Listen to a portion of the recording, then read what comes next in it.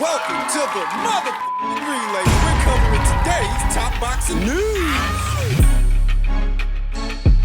Okay, we'll start with this. Fresh on the heels of her latest victory over seasoned journeywoman Vanessa Bradford, Artingstall warns both Raven Chapman and Sky Nicolson, "I'm not a step behind at all," after demolishing Vanessa Bradford in a way no one has before. "When I'm boxing, I believe I'm an absolute nightmare in that ring, and I believe I'm very, very hard to beat, especially on a good day. I don't see how someone beats me when I'm on top form, so that's all I need to do. Just do what I'm good at. Good luck to them trying to beat me. It's not going to happen," Artingstall told Sky Sports. You don't hear as much about Artingstall as, say, Sky Nicolson or even Raven Chapman, but behind the scenes, she's fast developing into a monster. I saw what she did to Vanessa Bradford.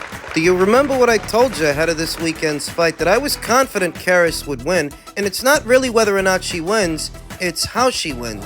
She managed to stop Vanessa. Don't get me wrong, there's still stuff I can improve upon. I'm not the finished article, I'm not the perfect piece. There's little tweaks and changes that I'll always be making throughout my career, but I believe I'm doing them while I'm in my training camps. For a perspective, context, Vanessa Bradford has been in there with Tiaria Brown, Michaela Mayer, Alicia Baumgartner, and up until last weekend, up until this past Saturday, she had never been stopped. Artingstall just stopped that same Vanessa Bradford in 2 rounds. Just 2 rounds. Karis. There's some very good names out there that would be very, very good fights, she continued. I see them as a challenge, and I see them as a tough test. But on my day, I know how hard I train in the gym. Every single box is ticked. I've sparred the best people in the country, bigger weights. I do everything right. I do everything I'm supposed to do. So on fight night, it's just me switching off from whatever's going on outside of the ring and just performing. Vanessa Bradford has been in there with Michaela Mayer, Alicia Baumgartner, Tiaria Brown, Hyun-Mi Choi. Great boxers, some of the best anywhere at or around these weights, but not a single one of them ever knocked her out. Not a single one of them stopped her. Artingstall just did. So what does that tell you? They're probably thinking, Karis is a bit behind me. I'll let her catch up, then maybe get the fight on down the line, she said. I am not a step behind them at all. People around the world will think that, though. They'll think Karis isn't on their level, which is just stupid. That's just the way it is. But we're in the same weight division, so it's going to happen at some point. Karis. If there was a question as to whether or not Artingstall is on the same level as a Sky Nicolson or a Raven Chapman, I think she just answered that question this past weekend because Vanessa Bradford has been around, and look at what she did to Vanessa in just 2 rounds. The one against Raven years ago, she's improved. I've improved. It'll be a different fight, more rounds, etc., etc. The one with Sky was in the Olympics. Close fight over 3 rounds. She's a tricky fighter. She's clever in her style of boxing. But I believe that's the only way she can box. I don't believe she can have a tear up in the center of the ring. I'm not saying you have to, but I'm just saying I don't think she can. You're going to get dragged into some sort of dogfight at some point in your career over 10 rounds. Someone's going to drag you into it. And as it pertains to those 2 fighters, I fucking love Raven Chapman.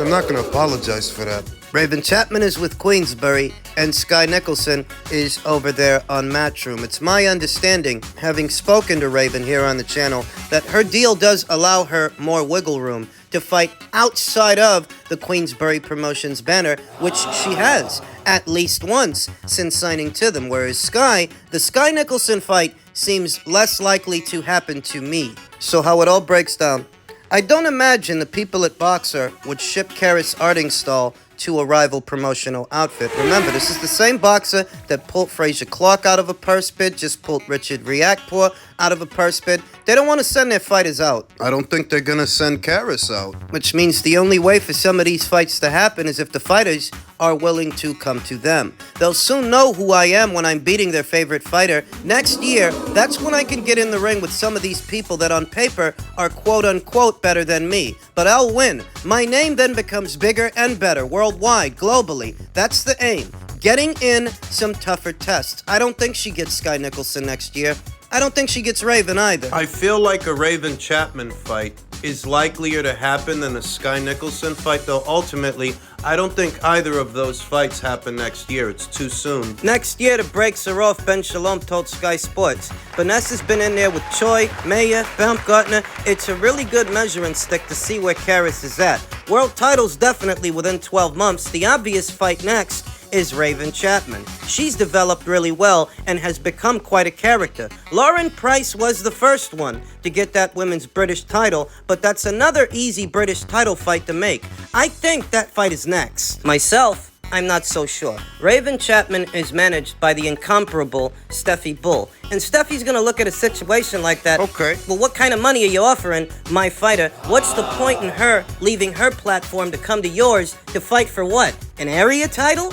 I'm not against any of these fights, by the way. I'm just telling you that I don't think they happen that fast. Not on that kind of schedule. Ben Shalom continued. Then you're looking ahead. You're looking at Sky Nicholson. I know that Karis is after that fight. She beat her in the Olympics. She'll feel that she can do it again, and she'll be chasing that fight and Amanda Serrano at the top of the tree. He added, we feel that we've got the best featherweight in this country by some distance. For us, it's about making sure she gets the fights and activity that her talent deserves. And next year, she can be into the big fights and can be prepared for them. I think she's the dark horse out of all the Olympians we've got. Karis is talented, there's no doubt about it, but I'm not convinced those two fights happen next year because they can be built. They can, and I don't expect the people at Boxer to ship off Karis Artingstall over to Matchroom any more than I expect Matchroom to ship off Sky Nicholson over to Boxer. The Raven Chapman fight, that one's a bit more feasible, but what do they really have to offer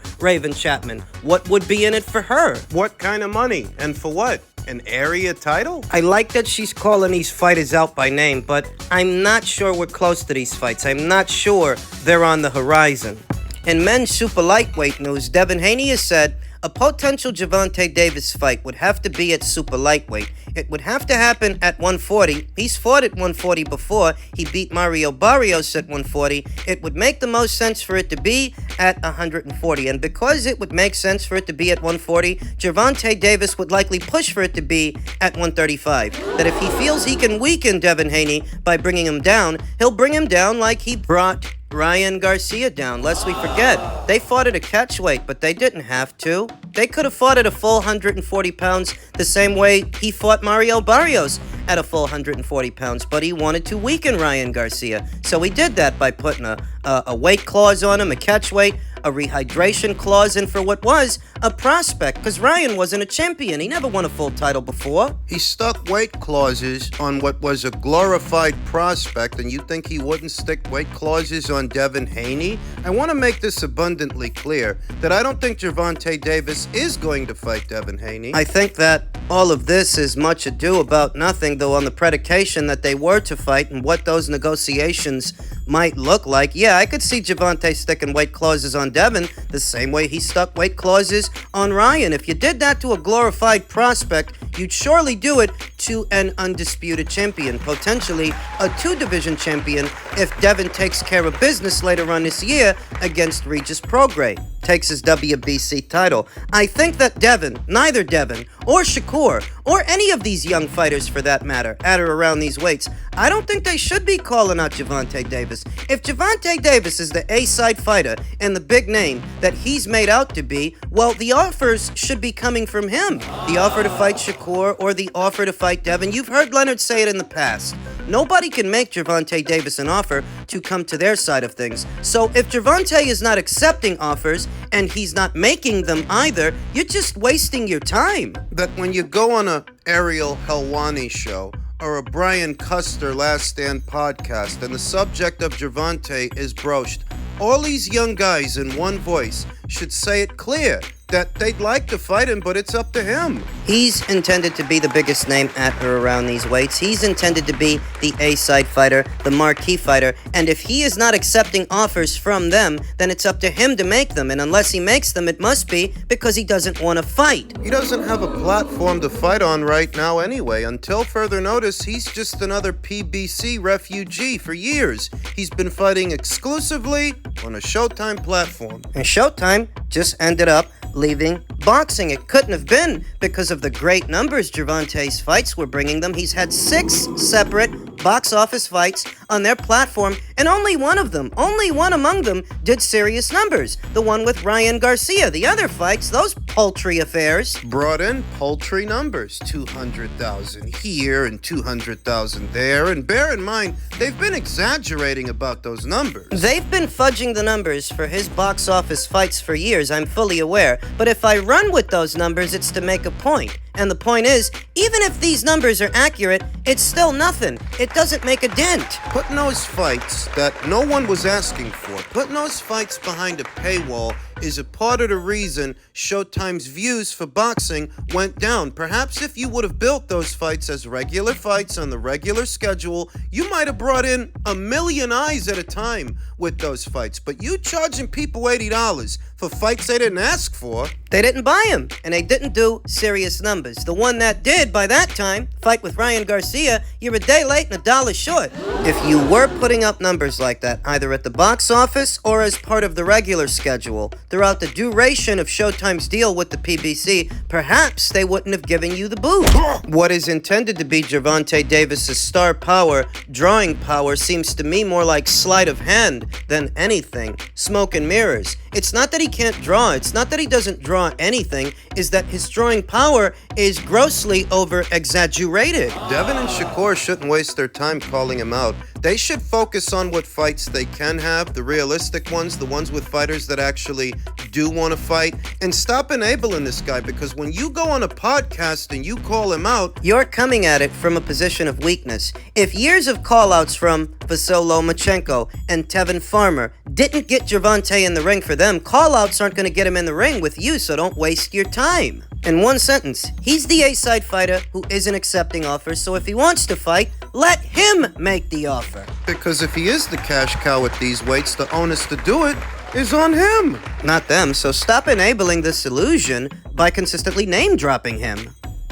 And finally, in men's heavyweight news, former unified champion Andy Ruiz feels Hearn is too traumatized to allow Anthony Joshua Trilogy to happen. At this point, I feel like Andy's just saying whatever he has to say to try to get a big payday, to try to get a big purse. Both Tyson Fury and Deontay Wilder said the same thing. They were in negotiations with him, and he priced himself out. He's not sat here talking about an AJ trilogy for no reason.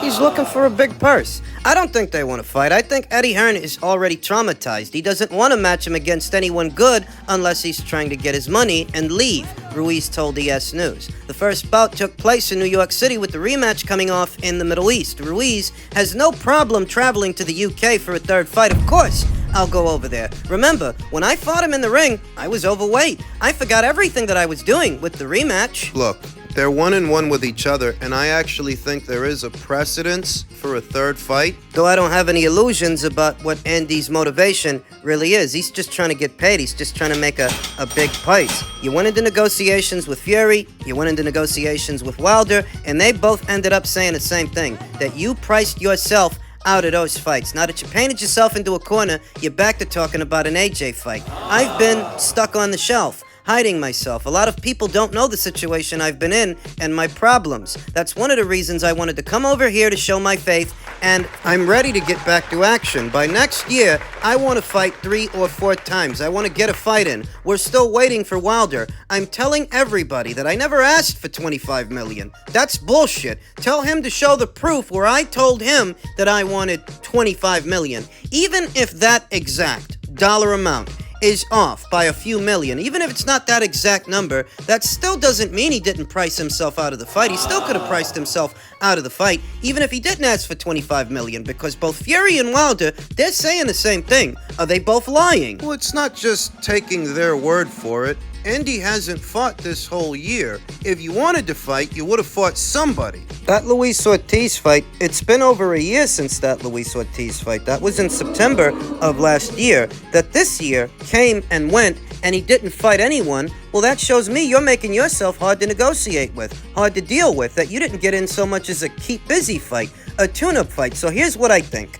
What I would like to see doesn't necessarily mean it's gonna happen or it's likely to happen. Though what I would like to see is for Andy Ruiz to jump ship from the PBC over to Matchroom. We know what's going on with the PBC. They don't have a broadcast partner at this time. Rumor has it that TGB Promotions, who's worked closely with the PBC for years, Tom Brown, which is just another way of saying Al Heyman, they've got 2 fight dates already reserved in Las Vegas for February of next year. And I don't think any of those dates are for Andy Ruiz or Andy Ruiz Jr. fights. You ain't got time to waste. The high priority fighters like Canelo Alvarez or Gervonta Davis, maybe a Spence versus Crawford rematch. That's the PBC's priority right now. Those are their bargaining chips. Not you. You're not important. You're not a big draw. You don't draw big eyes. You don't generate big money. You just lost an entire calendar year doing nothing but interviews. So if you want to regain some kind of momentum, you go to Matchroom. You change your decorum. And maybe when you get there, you fight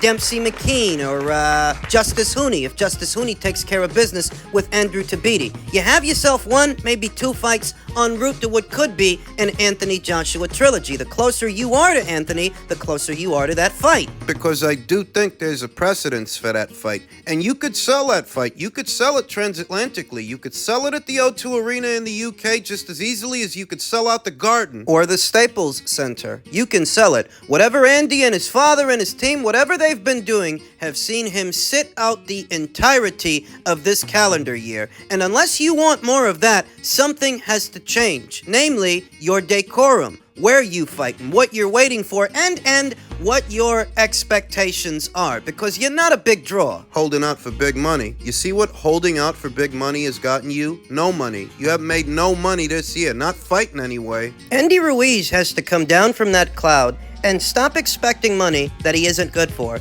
Money that he doesn't generate in the American market or the UK market or really any market. It's not an accident. It's not just a random occurrence that this year has basically come and gone and he hasn't had a single fight, not so much as a tune-up fight. You're wasting time. He may be younger than Deontay Wilder and Tyson Fury, but a year squandered is a year squandered, and that doesn't help his momentum or his marquee value at all. Given what he wants to make for a fight, it would help if he were actually fighting and people were actually talking about him. All he's doing is interviews. So he should go to Matchroom. He's not busy with anything. The PBC doesn't have a broadcast partner. No fight dates for him. Maybe fight dates for the high priority fighters, but not Andy. See if they can't work something out for him on DAZN, on Matchroom. Or you can keep doing more interviews with Ellie and see if that gets you somewhere. See if that gets you closer to the bag.